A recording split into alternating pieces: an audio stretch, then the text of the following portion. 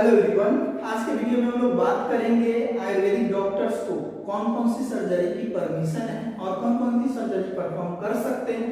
ठीक है दोस्तों, तो इसको मैं बहुत अच्छे से एक्सप्लेन करूंगा, आप लोग अच्छे से समझिएगा। ठीक है दोस्त, ये सीसीआईएम की ऑफिशियल नोटिस है, उसमें बताया गया है एमएस आयुर्वेदा शल्य तंत्र कंप्लीट करने के बाद आप कौन कौन सी सर्जरी को परफॉर्म कर सकते हैं।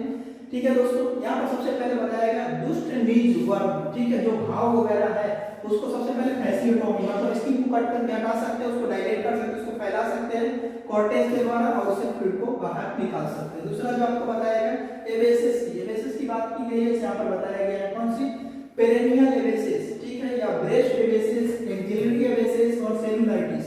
मतलब कि आपके बॉडी में अगर ब्रेस्ट पे कोई घाव हो गया हो या बॉडी के किसी भी पार्ट पे एब्डोमेन पे घाव हो गया हो, एक जिला पे घाव हो गया हो, वो सारे जो घाव है जो नोड्स है एवेसिस है उसकी सर्जरी कर सकते हैं। उसके अलावा ईयर ग्रोथ वगैरह की रिपेयरिंग वगैरह कर सकते हैं। ठीक है, स्किन ग्राफ्टिंग वगैरह कहीं का अगर स्किन वगैरह उखड़ गया है तो इसकी ग्राफ्टिंग आप कर सकते हैं। उसके अलावा बताया गया सिस्ट, जो सेबेसियस सिस्ट है, डर्माइडल सिस्ट है, म्यूकोडल सिस्ट है, रिटेंशन सिस्ट है, लेकोमा है, फाइब्रोमा है। ठीक है, तो जो नॉन वाइटल ऑर्गन से रिलेटेड जो भी सिस्ट है, चाहे वो यूटेराइन सिस्ट भी क्यों ना हो, उसकी सर्जरी आप परफॉर्म कर सकते हो। ठीक है, छेदन कर मतलब गैंग्रीन वगैरह का इकट्ठ करके उसको बाहर निकाल सकते हो। ठीक है, तो कोई भी सिस्ट की सर्जरी आप परफॉर्म कर सकते हो। उसके अलावा बताया गया क्या कहीं पे अगर इंजरी वगैरह हो, एक्सीडेंटल वगैरह का जो पेशेंट आता है उसको घाव के रिपेयर वगैरह कर सकते हो, स्टिच वगैरह दे सकते हो और ब्लीडिंग वगैरह स्टॉप करने के लिए आप लाइगेशन वगैरह दे सकते हो। अगर फ्रैक्चर है तो लाइगेशन कर सकते हो और रिपेयर कर सकते हो, जिसको टेंडन और मसल वगैरह को रिपेयर कर सकते हो आप। ठीक है, अगर एक्सीडेंट के दौरान बॉडी में कोई फॉरेन बॉडी वगैरह है, मेटल वगैरह घुस गया तो उसको निकाल सकते हो, या बुलेट्स वगैरह, चाकू वगैरह, कोई इंस्ट्रूमेंट जो लड़ाई झगड़े की जो इंस्ट्रूमेंट है उसको आप निकाल सकते हो बॉडी से अगर बॉडी में घुस गया है तो। उसके अलावा अगर फ्रैक्चर हो गया, हड्डी वगैरह टूट गई है तो उस हड्डी को आप क्लोज रिडक्शन नजदीक ला सकते हो, इमोबिलाइजेशन मतलब ट्रैक्शंस करके रख सकते हो। ट्रैक्शन क्या होता है, जब हम किसी पेशेंट का जब हड्डी टूटता है तो उसको खींच करके पैर को रखते हैं, ठीक है, ताकि उसमें कोई मूवमेंट वगैरह ना हो और बोन अच्छे से जुड़ जाए। उसके अलावा स्प्लिंट और कास्ट मतलब प्लास्टर ऑफ पेरिस, पीओपी यानी प्लास्टरिंग कर सकते हो। उसके अलावा संधि मोक्ष, जो बोन वगैरह अगर जॉइंट्स वगैरह टूट गई है तो उसको एक जगह ला करके जोड़ने का कर सकते हो आप। लेप्रोटोमी एब्डोमिनल सर्जरी कर सकते हो।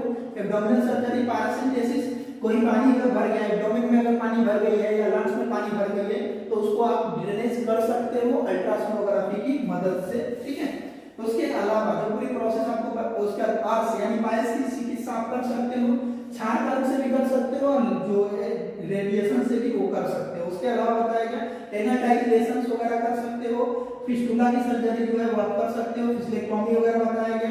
पिनोनिडल साइनस, बहुत सारा कॉमन डिसऑर्डर है पिनोनिडल साइनस, उसकी सर्जरी भी आप कर सकते हो जो आपका बैक रीजन में होती है पेशेंट्स को। ठीक है, गुदभ्रंश है तो उसको ठीक कर सकते हो। उसके अलावा सुप्राप्यूबिक सिस्टोमी मतलब कि यूरिनरी ब्लैडर की सर्जरी कर सकते हो। यूरिनरी ब्लैडर में अगर यूरिन पास नहीं हो पा रहा है तो एक जो अदर पाथवे के लिए सर्जरी कर सकते हो, या यूरिनरी ब्लैडर में अगर सिस्ट हो गई है तो उसकी सर्जरी कर सकते हो। अगर यूरेथ्रा की जो ओपनिंग है वो अगर नैरोअर हो गई है तो उसको फैलाने के लिए डायलेटर का मदद ले सकते हो, वो कर सकते हो। उसके अलावा फिमोसिस की सर्जरी कर सकते हो, पैराफिमोसिस और सर्कमसिजन, जो पेनिस की जो स्किन होती है, अपर स्किन होती है, उसकी सर्जरी जो है खतना जिसको हम भाषा में बोलते हैं वो आप कर सकते हो। उसके अलावा हर्निया जितने तरह की है, चाहे वो आपका इलिंगुअल है, अम्बिलिकल है, फीमोरल है, गैस्ट्रिक है, सारे हर्निया की सर्जरी आप कर सकते हो। उसके अलावा जो आपका हाइड्रोसिल की सर्जरी आप परफॉर्म कर सकते हो, जो आपका थोरासिक ट्रामा वगैरह हो गई है तो वहां पर अगर फ्लूइड जमा हो गई है अगर थोरासिक रीजन में तो उसकी भी आप लाइगेशन करके निकाल सकते हो, वेरिकोज वेन वगैरह की सर्जरी कर सकते हो। ब्रेस्ट में ट्यूमर वगैरह है तो उसकी सर्जरी कर सकते हो। उसके अलावा लेप्रोटोमी, अगर एब्डोमिनल रीजन में कोई इशू है तो उसकी सर्जरी कर सकते हो। कोई अगर फॉरेन बॉडी सिल्का वगैरह अगर स्टोमक में पहुंच गया तो उसको निकालने की सर्जरी कर सकते हो। उसके अलावा जो प्रोक्टोस्कोपिक जो प्रोसेस होती है, वीडियो प्रोक्टोस्कोपिक और सिग्मोइडोस्कोपी मतलब सिग्मोइड की जो डायग्नोसिस के लिए जो प्रोसेस करते हैं प्रोक्टोस्कोप की मदद से, वो भी आप परफॉर्म कर सकते हो। उसके अलावा इलियोस्टोमी, कोलोस्टोमी और ये सब जो प्रोसेस है इमरजेंसी कंडीशन पे जो ईएम का और कोलम की सर्जरी कर सकते हैं, यानी कि आंख के ऑब्स्ट्रक्शन की सर्जरी भी आप परफॉर्म कर सकते हो। ये एक बड़ा जो प्रोसेस है उसके बाद बायोप्सी के लिए सैंपल कलेक्शन वगैरह कर सकते हो आप, ठीक है। एपेंडेक्टोमी, अपेंडिक्स की सर्जरी परफॉर्म कर सकते हो, ठीक है। उसके अलावा जो एपेंडिकुलर एबेसिस है उसकी सर्जरी कर सकते हो। कोलेसिस्टेक्टोमी, जीवी स्टोन की सर्जरी परफॉर्म कर सकते हो दोस्तों। जीवी स्टोन की जो सर्जरी है उसको भी आप परफॉर्म कर सकते हो, इसकी भी परमिशन है। उसके अलावा जो लाइनेंजियल बैग इंटीग्रेशन जो है, अगर पाथवे जो स्पाइरल ब्लॉकेज अगर हो गई है तो एक्स्ट्रा पाथवे क्रिएट कर सकते हो। इसके अलावा जो बताएगा सुप्राप्यूबिक सिस्टोलेक्टोमी बता दिया मैंने। उसके अलावा ऑर्किडोप्लेक्सी, जो टेस्टिस की जो शेप अगर इधर से उधर हो जाती है तो उसको सेट करने की जो प्रोसेस होती है उसको ऑर्किडोप्लेक्सी बोलते हैं। ऑर्किडोटेक्टोमी मतलब टेस्टिस को कंप्लीटली कट करके हटा देते हैं तो उसको बोलते हैं ऑर्किडोटेक्टोमी, ठीक है। वेरिकोलाइजेशन वगैरह कर सकते हैं। बॉडी में कहीं भी कोई पस जमा हो गया तो उसको आप ड्रेनेज का काम कर सकते हो। ये आपका एमएस सल्ले का हो गया। सालाके में बात करें तो नेत्र रिलेटेड जितने भी है कॉमन, देखिए ये जो नेत्र रिलेटेड है जैसे कि यहाँ पर बताया गया वर्तमागत रोग, आईलिड से रिलेटेड डिसऑर्डर है, चाहे आईलिड आपका एंट्रोपियन हो गया, एक्ट्रोपियन हो गया, इंसिजन करना, ड्रेनेज करना, बिनाइन जो इंसिजन वगैरह है इसकी सर्जरी कर सकते हो। उसके अलावा यहाँ पर बताया गया कि जो ग्राफ्टिंग वगैरह कर सकते हो आप, ठीक है। उसके अलावा जो आइरिस कोलैप्स वगैरह है उसकी सर्जरी कर सकते हो यहाँ पर, ठीक है। इतना तो मॉडर्न वाले भी नहीं करते, इतनी सारी बताएगा। आईब्रो लीड वगैरह की सर्जरी वगैरह कर सकते हो, ट्यूमर वगैरह रिपेयर वगैरह कर सकते हो। डेक्रोसिस्टोमी ये कॉमन है जो आप यहाँ पर कर सकते हो। डेक्रोसिस्टोमी जो होती है वो क्या होती है, जब लैक्रिमल सेक्टिव ब्लॉकेज की वजह से हो जाती है उसमें कर सकते हो आप। आयुर्वेदिक अल्सर होते हैं, ठीक है। यहाँ पर जो आपकी सर्जरी है कैटरेक्ट की सर्जरी है, उसमें तीनों की सर्जरी है।